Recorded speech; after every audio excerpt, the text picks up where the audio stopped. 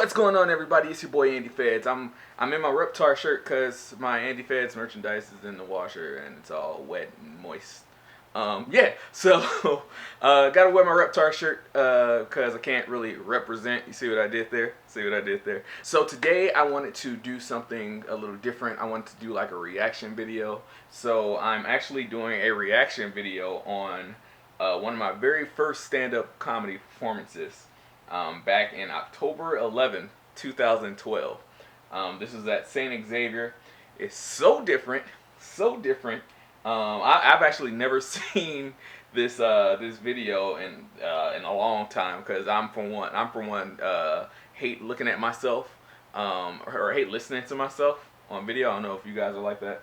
So I haven't seen this video in a while. I'm already getting bad vibes because I was wearing a suit on stage. I never wear suits on stage, if you guys ever seen me perform recently. So yeah, we're gonna see how this goes. Pray for me, guys. Pray for me.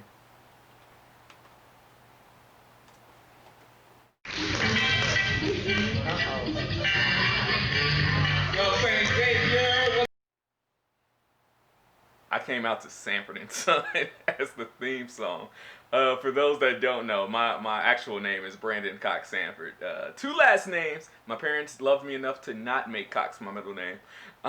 So I guess it was inside joke, I guess, that I was coming out to Sanford and Son. Come on.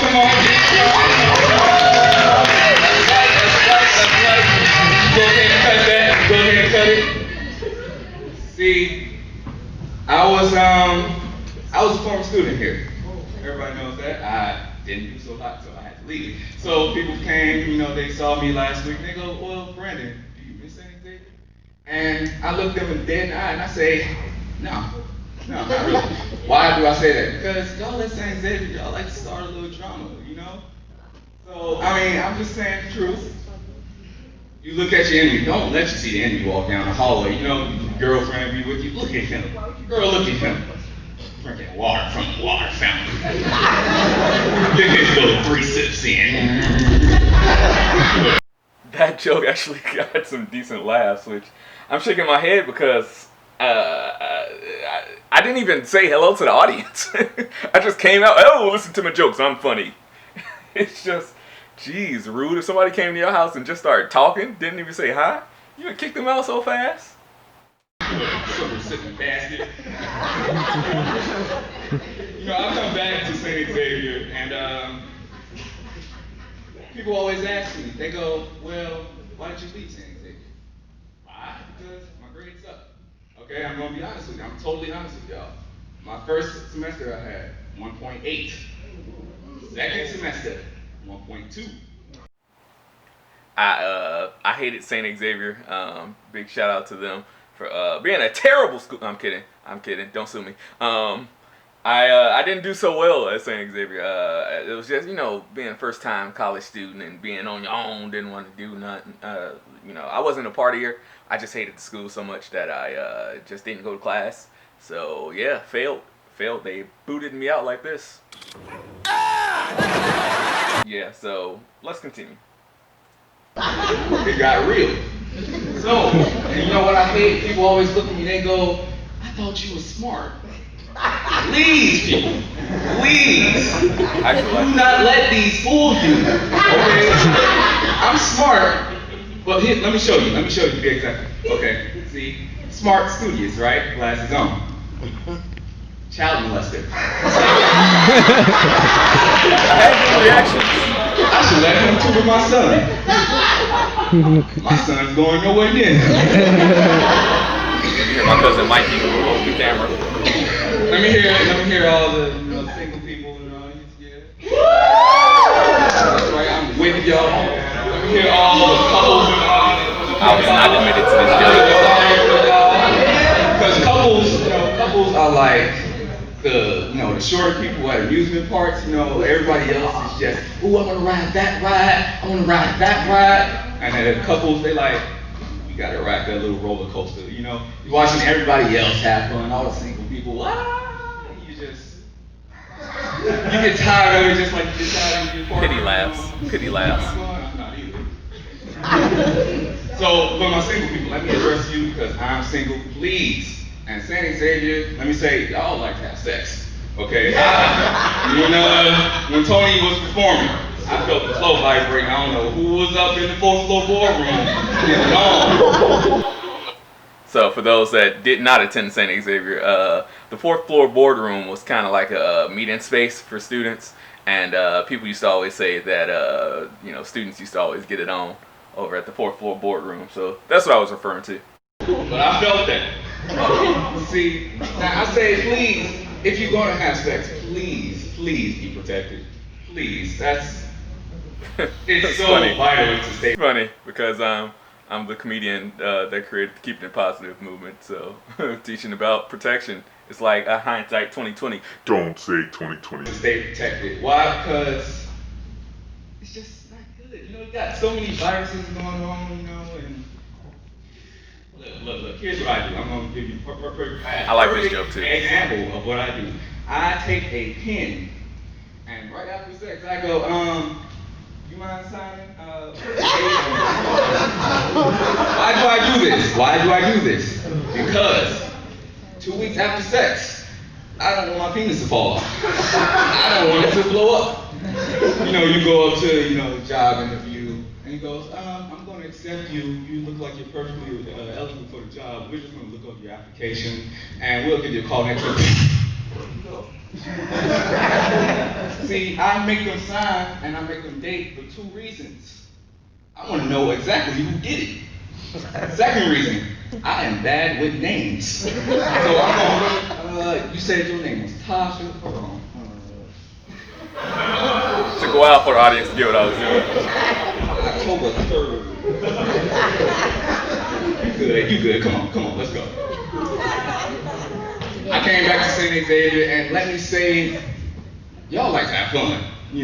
Every time I come back to St. Xavier, there's always somebody playing outside, no matter how cold it is. And I hate to point out the specifics, but white people, it's normally y'all. And you know what y'all playing? Frisbee. Somebody called it before I even said it. And y'all make that look too much fun for me. Y'all just, hey Andrew, you want to play Frisbee? Okay, come on. The animation.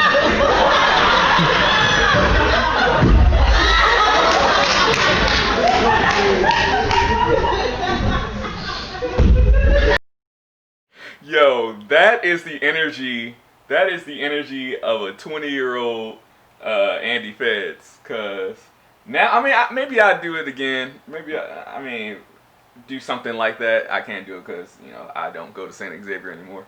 But it's amazing how much energy I had being that young and jumping around with a suit on. Come on, holla at me, Men's Warehouse, if y'all need a spokesperson. Ignore the Reptar shirt though. I can really clean up, and the beard. Y'all get too excited about it because y'all get y'all dogs into it too. Go get this Frisbee spot. I should have cut the joke off earlier. Dogs are like their owners. See, I have a dog named Tina. I'm lazy. Rest in peace, Tina.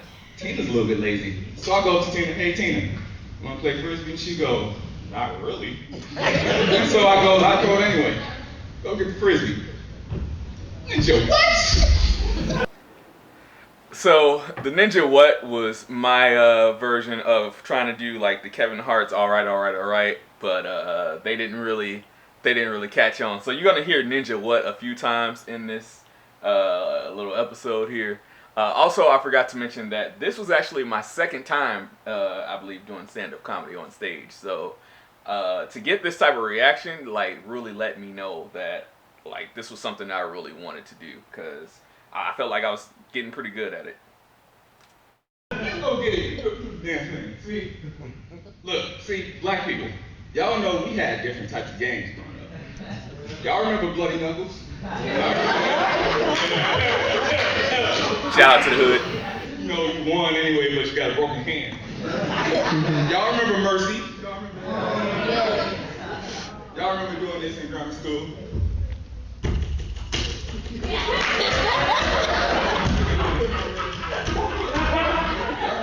New comedians. This is a technique called involving your audience. You know, have the audience flash back to, their childhood is a way to get them engaged with what you're saying. So I'm kind of proud of myself for being, this was October, so I really got on stage for the first time in March. And this was, let's say, 7 months. I'm bad at math. Yeah, 7 months. Yeah, 7 months. Okay. Art school. I went to art school. So this was 7 months in the game, and I'm proud of myself for having the audience really engaging with every word that I'm saying. See, but my thing, I grew up in the hood. I grew up in West Inglewood, and we had hood games. We had 8. Yes. Everybody know? Does anybody know what it is? You know what it is. I used to clap and think, make sure they're still with me. It is the hood's version of hide and seek. And see, the hood version, I say that because we didn't hide behind trees, we didn't do all that. We didn't hide in the staircases, We had hood ideas. I have my cousin over there to vouch for me. Shout out to Mike. Hood ideas. We hid in couches. On the side, because we knew that we put a hole on the side of the couch where we all fit in, all 3 of us. Mikey's laughing in the background because he knows it's true. Like, literally everything in his house was broken, including furniture. So when we played hide and seek, or it in this example, we really knew if you were new to the house, you didn't know where all the good spots was because you couldn't find us because we was inside furniture.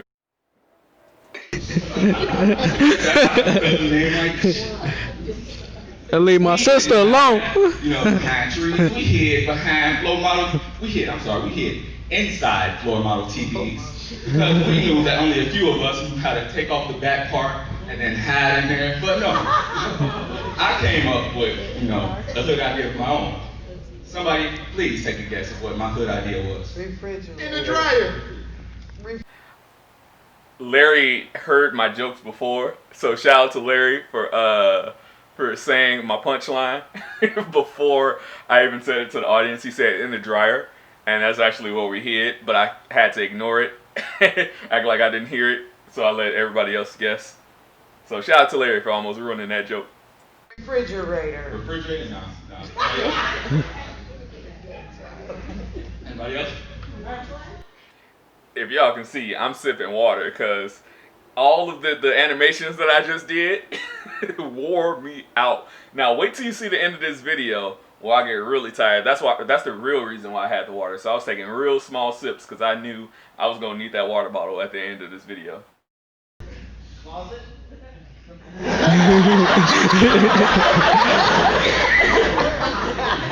Mike, I know you just came down not too long ago.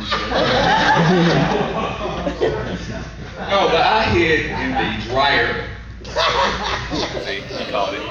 NBS, the dryer. And see, to me, I'm 5'5". It's alright. See, I knew that I was. I'm 5'5.5" now. In the dryer because I was flexible at the time. I was 12 years old. So I, banded myself in.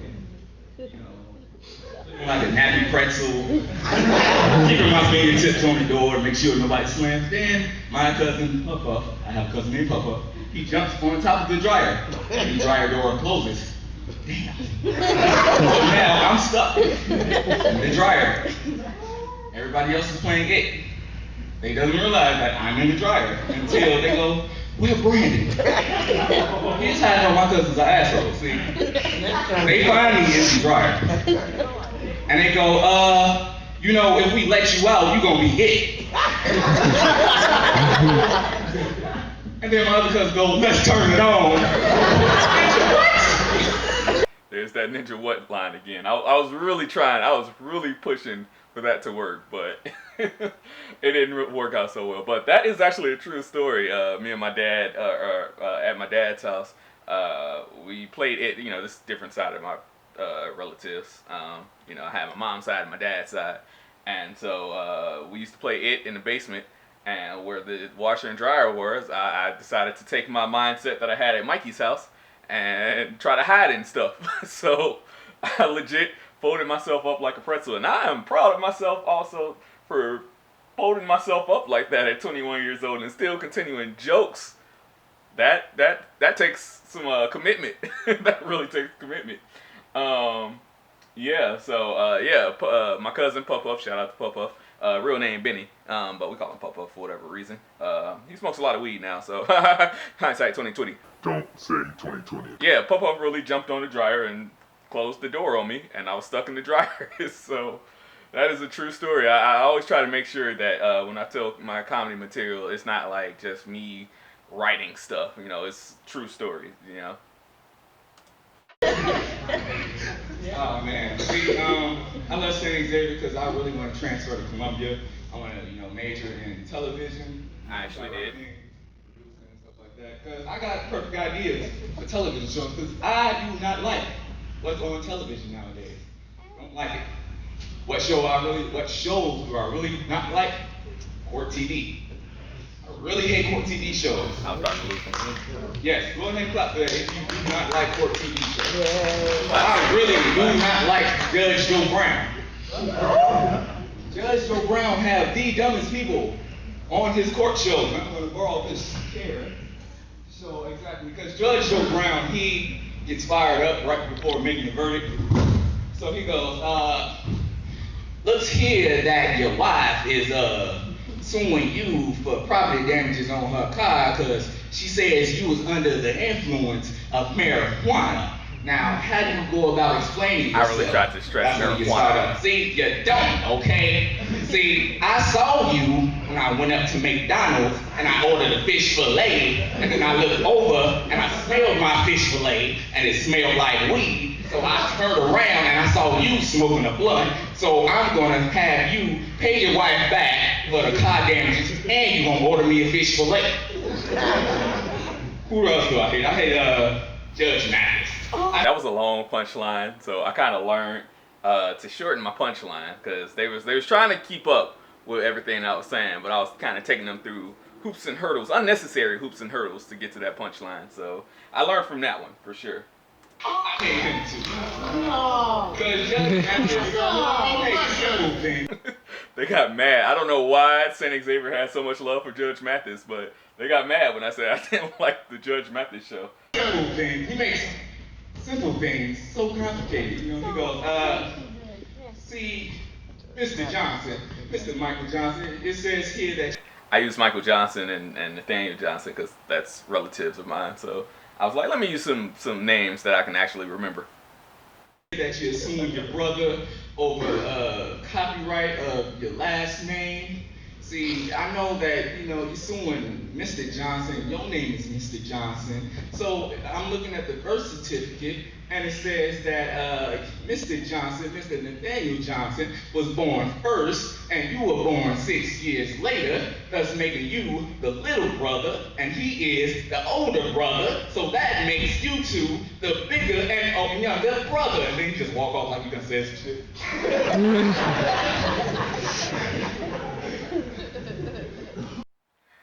I kind of messed up that punchline before I walked off.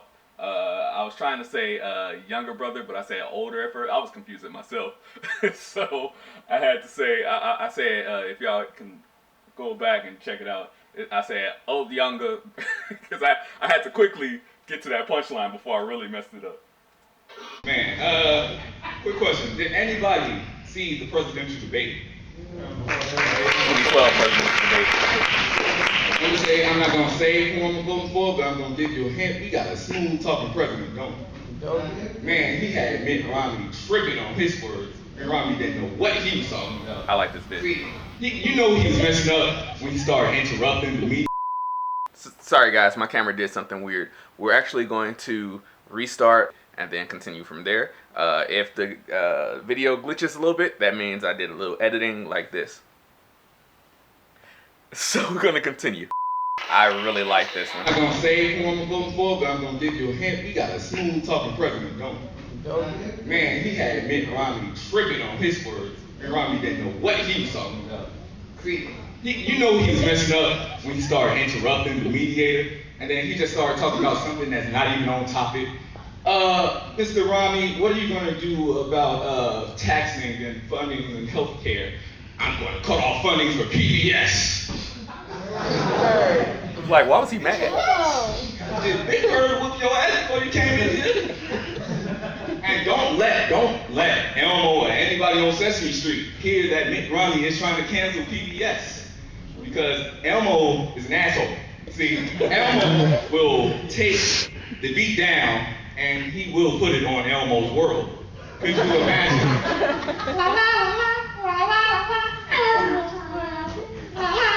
I was trying to show my Elmo impression. I was rushing, so it could have sounded better. Hello, everybody. Welcome to Elmo's World. That's what Elmo's thinking about today. Mitt Romney's ass whooping. And then you see Super Robot. And Rosita's cussing around in Spanish.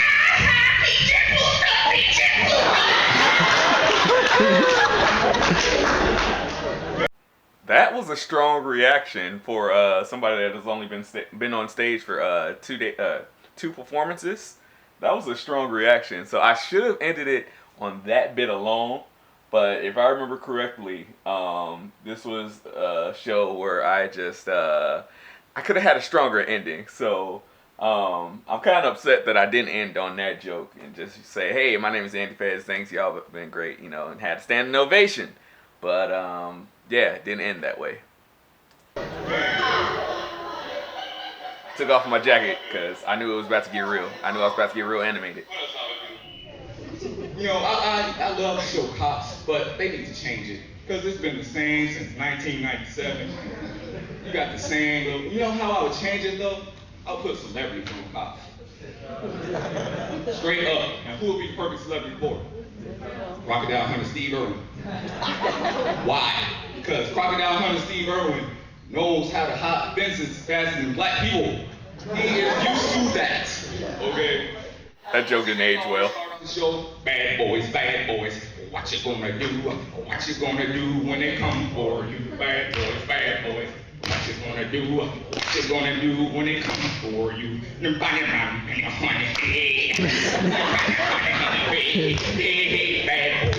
boys. What you gonna do? What you gonna do when they come for you? Cops was still on location with the men and women of law enforcement. All suspects are innocent until proven guilty in the court of law. Then you see Steve Irwin in the car. We're here on Holland Avenue, and I got a call saying that we got a drug deal taking place. Uh-oh, look, there's the guy right there. We're gonna pull him over. And Steve Irwin, he does unnecessary stuff. He does alligator roll with the suspects. Get on the floor. Get on the floor.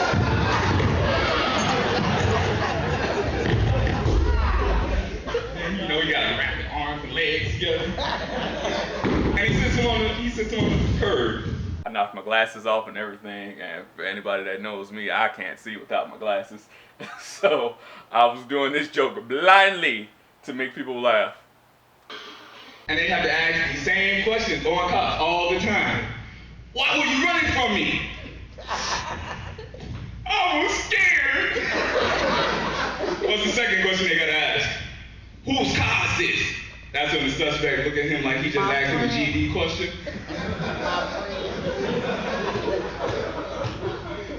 It's my baby mama's baby daddy.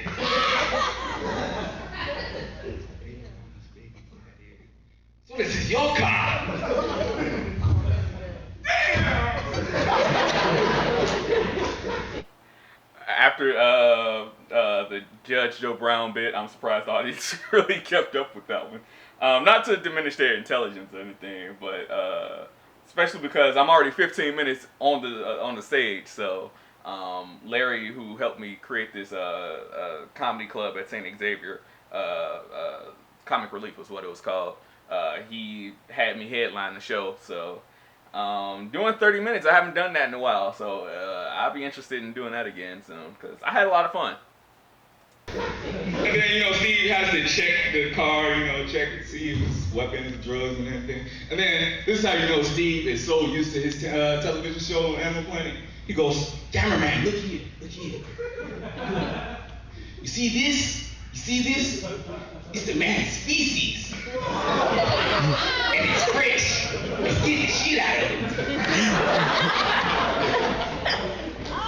Yeah. And then Steve has to let go of the guy, because it wasn't the right guy. And then he always ends the show. Just like it was on Animal Planet, I went up to the guy and he peeked his head up and he saw me. And as I was approaching him, he goes, back up, this is my territory. You don't come closer. And he ran anyway, and he ran like the antelope would. It was the wrong guy, but boy, it wasn't a inch out. The last joke was a little stronger. I should have ended on that one. I don't like a lot of TV shows, but there's one show I do like, and that's Guy Code. I love Guy Code. Anybody here loves Guy Cancel. Code? Give me a round of applause. That is my show. MTV did not screw that up. Like MTV screwed up a lot of shows. We got 16 and pregnant now. Cancel. Well, what show does MTV really screw up? MTV Cribs. Because they have a whole list of celebrities on MTV Cribs, and it's the Price is Countdown I'm talking about. So you have, who do you have on Price is Countdown? You have Hulk Hogan, you have Hugh Hefner, you have all these stars, but you missed the most famous celebrity with the most famous house on MTV in America. Who is that, ladies and gentlemen? Bill Gates.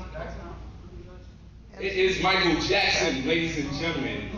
Could you imagine Michael Jackson on MTV Cribs? They would come up to the front porch and, Mike's holding it. Hey MTV, welcome to my crib. Come on in. And so, Terrible impression. Show off. Mike can't start the show off just by opening the door and just, introduce. He has to show the house like it's a music video.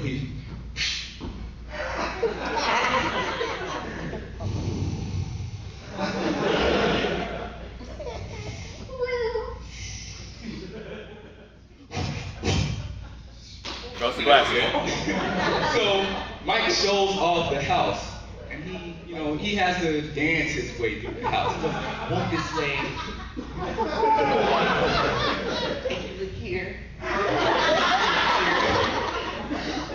That's the guest room. That's the family room over there. And over there, this is little Jimmy.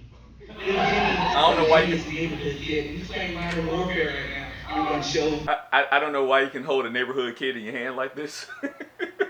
Maybe, I don't know. Maybe Michael Jackson had big hands. I don't know.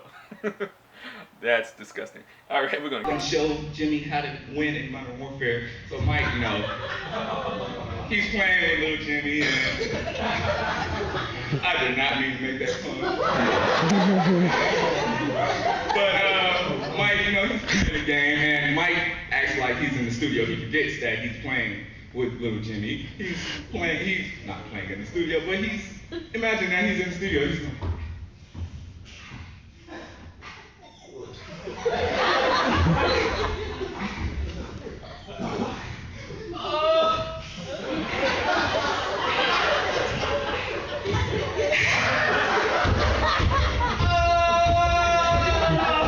I win. And then he goes, you can't win. You can't break even, and you can't get out of the game. What's the next house? What's the next room that they have to show? Still didn't work at all. The kitchen. The kitchen. And ordinary kitchens, you have all these tiles and marbles and all that stuff. Mike got a regular old kitchen. And they show off the fridge, you got all the Cirocs, you got all the Hennessy's, all the bottles, y'all things that your kids drink on a daily basis. Exactly, my point exactly. Mike doesn't have all that. Mike got Daniels. Mike got fruit snacks. Mike got Captain Crunch. Mike don't have a soul. Mike got an easy bake oven. Next house they show off is what? The master bedroom. You can already guess where I'm going with that. See, Mike shows off the master bedroom this way. here is the master bedroom. And Mike is smart. Every celebrity on MTV Crib has to say, this is where the magic happens. Mike knows not to say that anymore. Mike is smart. He knows if he says that, they're taking his ass back to court. So the cameraman must ask him, Mike, is this where all the magic happens? Mike giggles. No, don't be ignorant, no. That's a couple of doors down. R. Kelly for a 12-year-old. If you didn't hear the last line, I said, that's a couple of doors down. R. Kelly is there with the 12-year-old.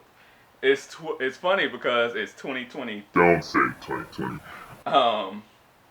And R. Kelly's in jail right now for child molestation charges. So yeah, we gonna ignore that.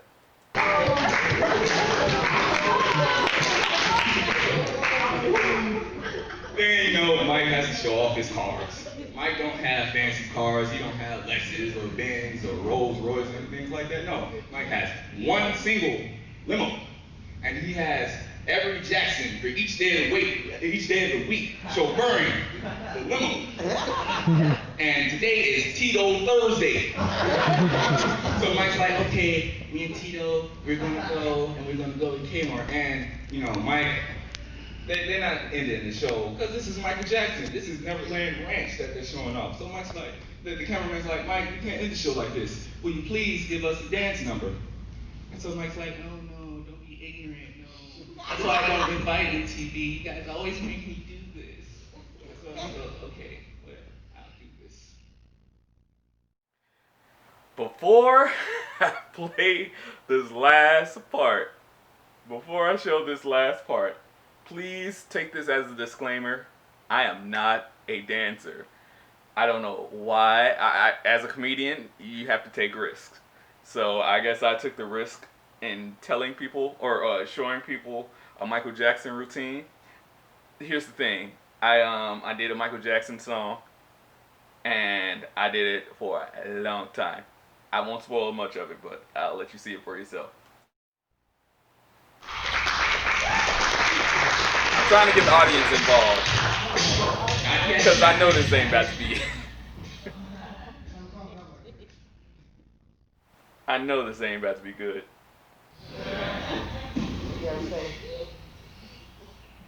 This is why I had my water bottle, because I was tired. Completely leave the audience.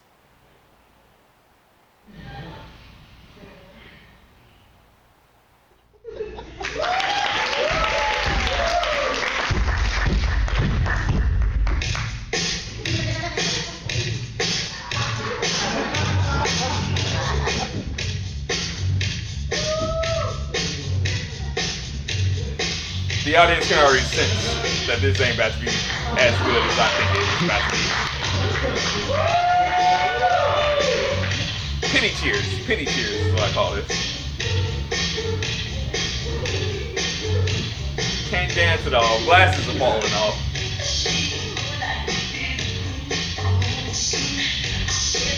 Lip syncing.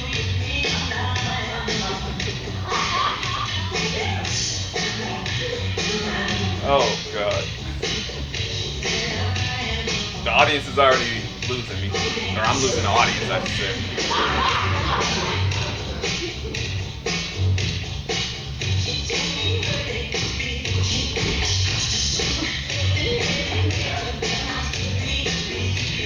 Not one joke being told. So I know I'm getting any laughs.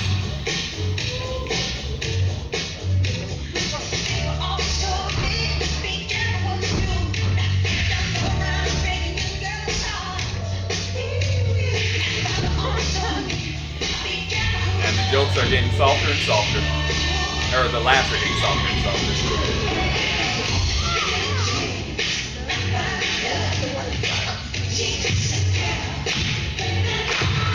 I'm trying to get the audience to clap so I don't lose them.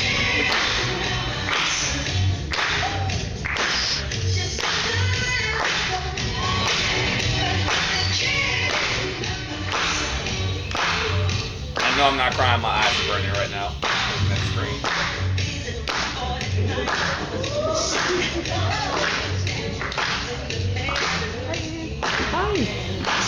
I was so determined on doing that one little spin.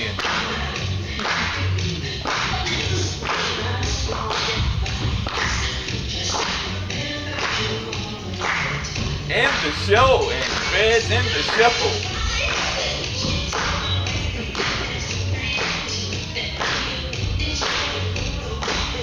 There's no reason to do an entire Billie Jean routine with no jokes at a comedy show.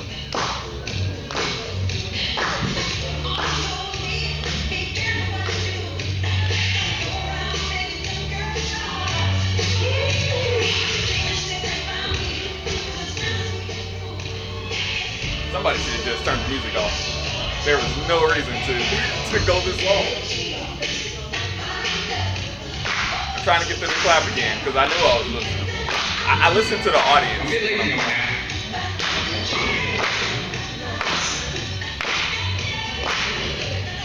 I was talking over it, but I said I'm getting tired now. I should have ended it.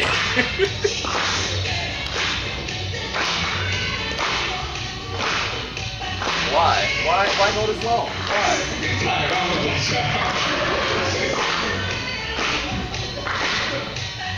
There is no big punchline at the end or nothing.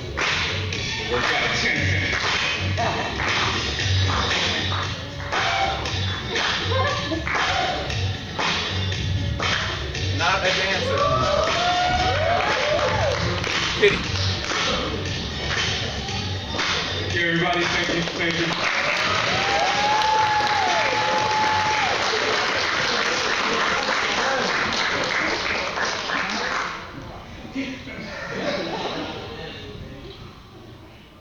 I just want to see how this ends.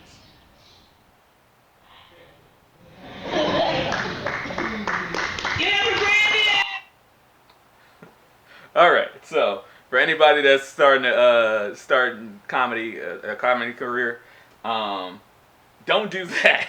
Don't end a show like that. End it with your strongest joke, like that.